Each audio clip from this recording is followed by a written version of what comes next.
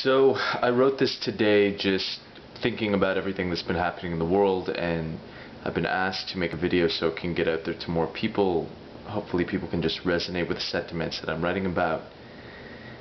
The piece that I've written is called On the Japanese Nuclear Disaster, Charging Up and Calling on the Highest in Ourselves and in Each Other. Namaste. As if the BP oil spill weren't enough to reckon with, we have another catastrophe for us to collectively face as a species. This is appropriate. We've set ourselves up for this by organizing and subsisting on a system of civilization that depletes resources and deals with the unstable use of elemental power when there's been for a long time now substantial alternatives to nuclear power. The work of Nikola Tesla is exemplary on this subject, but he's just one of a legion of pioneers and courageous vanguards trampled and suppressed. Commercial civilization has put profit before human interest time and time again, and now, one after another, the system is literally exploding in our faces. Grim as it is, when we don't learn, the lessons only get harder. It's time to learn, for once and for all. This should be our mantra in these darkening days. Sweet are the uses of adversity, courtesy of none other than Will Shakespeare. In darkness, light is all the more noticeable. Remember that. These challenges are potential sources of strength, calling on the best part of ourselves to come out of the woodwork of psychological maelstrom, disempowered perception, and ultimately the limitations and psychosis of ego, separate self-identity, to thrust the shining truth of our authentic nature forward once and for all. Suddenly, in the grip of global crisis, all those little circumstances tampering and bothering us seem trivial. And they should, for they are. It just took a massive catastrophe to make us realize our petty personal problems are totally futile to dote upon any longer. It's not a time to be soft, it's a time to be hard, to make of the heart-mind the coherent photon beam of a laser-guided intent, to be nothing short of warriors of the possible, to quote Andrew Cohen. There's no more time to play small. Playing small is an illusion anyhow. We are so much, much, much more. Infinitely so. And the world quakes to shake us from our every delusion to think otherwise, like a trustworthy friend jostling us when we're depressed and inebriated, so much so by victimized identity that we've started to fail to act with integrity, courage, and power in our life. Wake up, they yell at us and into us, with those beloved eyes that looks not into just face but into soul. Wake up. There's much we can do. We are not helpless. Take it from Jesus A. Christ in Psalm 82:6. Ye are gods, and all of you are children of Most High. Don't get high, be high. We know now scientifically that every thought we're having is sending a quantum communication to the world around us that is not empty space but a charged quantum medium teeming with so much energy that just a cubic meter of it could boil all the oceans on the earth. Moreover, we're emitting frequencies all the time, not just from the brain but our entire body, which is beaming biophotons at every instant, otherwise known as light. Light work or light beings? New agey hogwash, you say? All of this led to a heretical thought. Consciousness was a global phenomenon that occurred everywhere in the body and not simply in our brains. Consciousness, at its most basic, was coherent light. That's a quote from Lynn McTaggart's amazing book, The Field, which is this great synthesis of spirituality and science. Highly recommend reading that or any of her works.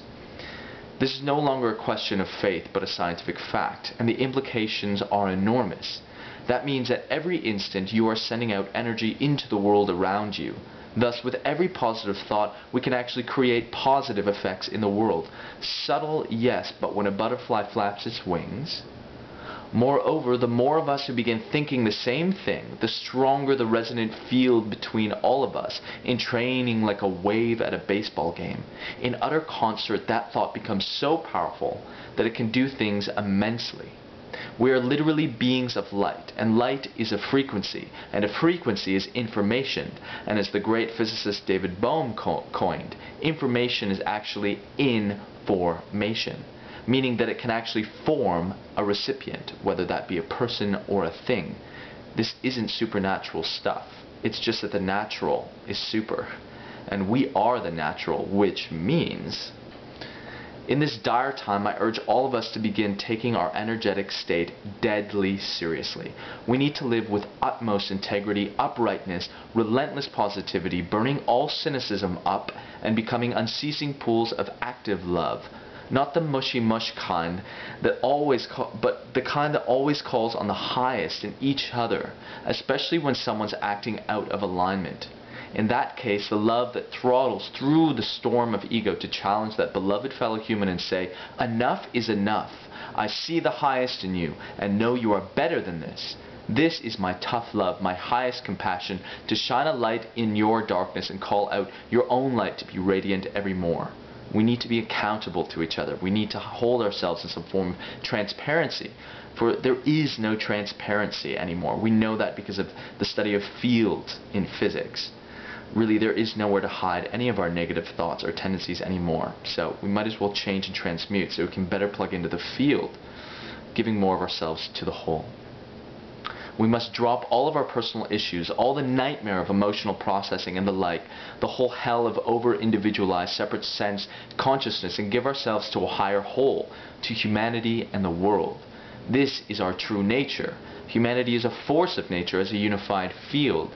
The more we come together in mutual action and intention, the more is our ray of light transforming the world and each other.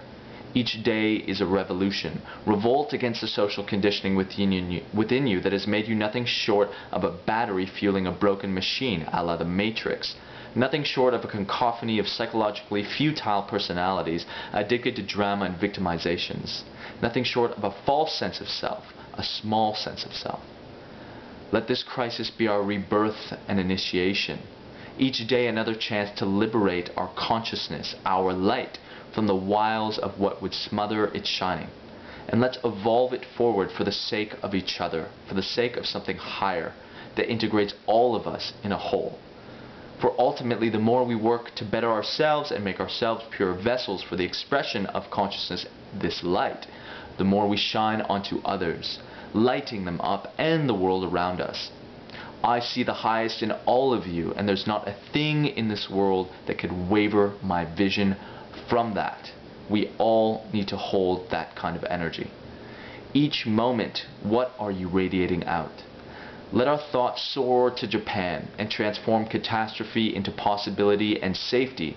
Let our thoughts be ever torches raised up as anthems of our strength and conviction in its infinitude. Let our thoughts be ever more radiant, lifting up the world around us. Thoughts create reality, so let's intend for this nuclear catastrophe to be averted as much as possible, as if it is so. Coming together in groups and intending together is even more powerful. We are what we are searching for. I see the highest in you. Namaste.